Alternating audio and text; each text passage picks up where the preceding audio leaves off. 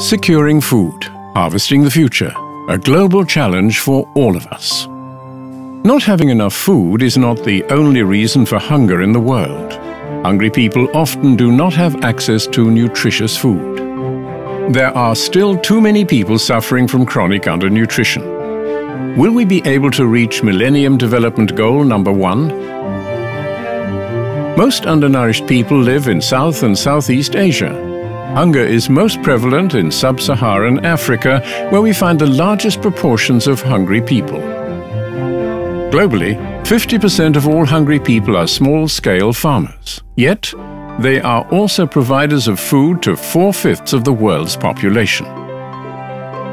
Especially women and children are affected by hunger. Undernutrition in the first 1,000 days of a child's life causes severe and irreversible damage. These children may suffer from stunted growth.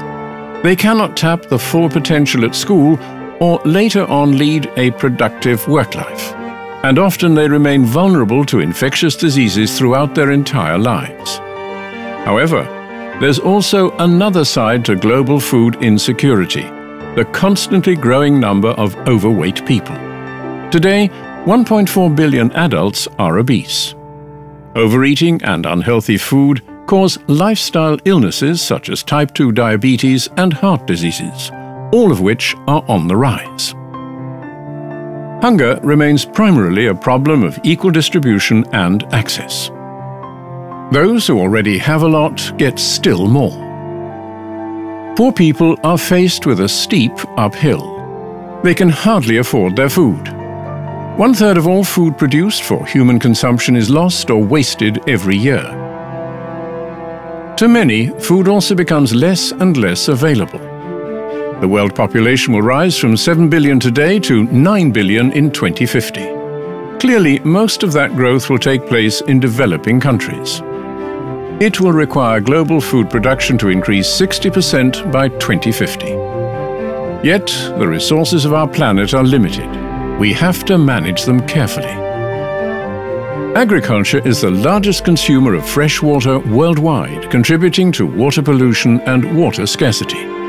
It accounts for up to 30% of global greenhouse gas emissions. More carbon could be stored in soil and forests. Expansion of arable land is not endlessly possible.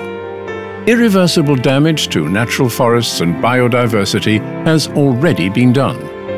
Unsustainable agricultural practices and expanding urban areas are responsible for the degradation of half of the land used for agriculture.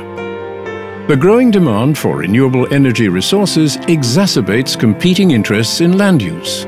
As a result, less arable land is available for food production. The increasing frequency in the occurrence of natural disasters, such as heavy rainfall and droughts, results in severe yield losses. Speculation with food commodities on globalized stock markets increases price volatility. With global food prices on the rise, we risk that millions of people will be falling back into poverty. Securing food, harvesting the future. Let's get going.